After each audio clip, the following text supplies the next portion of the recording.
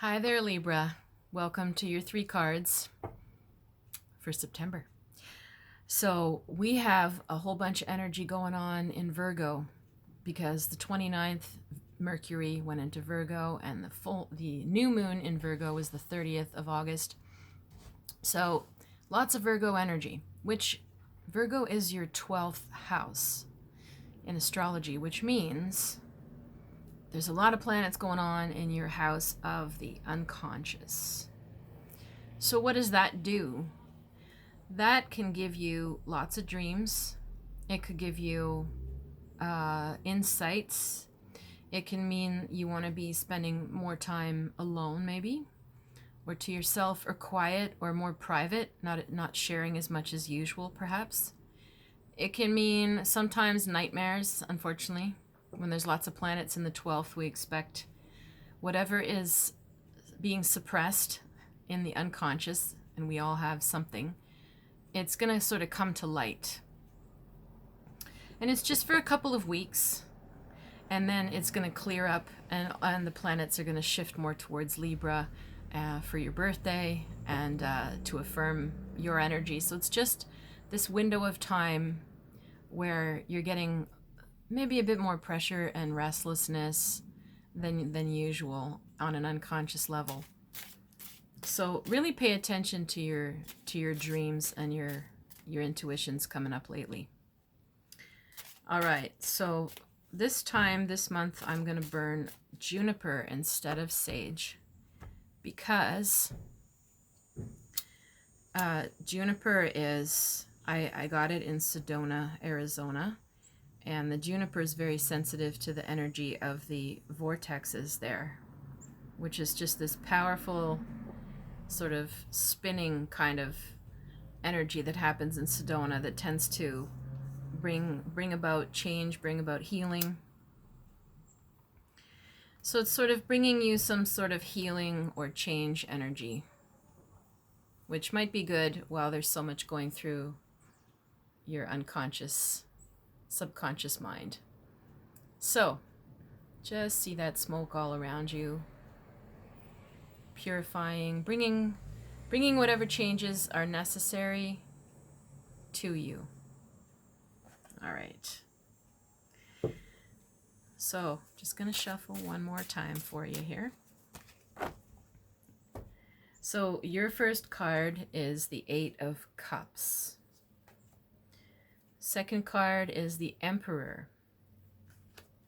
The third card is the 9 of Cups.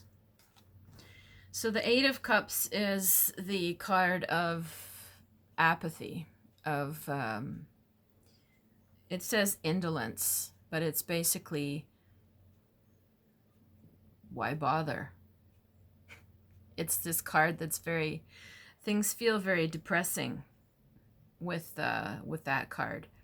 It feels like abandonment, feels like nobody cares, stuff like that.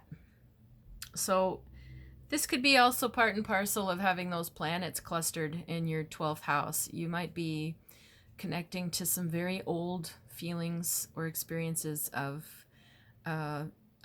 depression or abandonment, or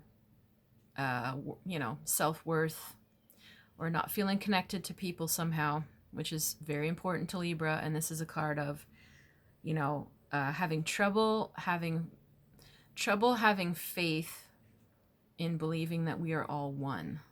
That is what this card really means. So if you're going through this, the Emperor is the central card here.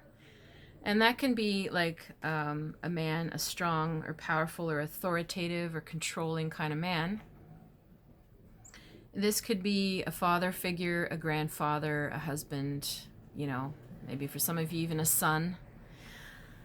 And this might be where it's worth exploring your feelings right now of like, where is that feeling coming from if you feel this sort of apathy or depression. It could be, it's feeling like it's stemming from something really old. The good news is that you end up with the 9 of Cups. And the 9 of Cups is like things are happy, things are flowing, and things are restored. The first card, I don't know if you can see very clearly. The first card, you have Saturn up here in Pisces down at the bottom.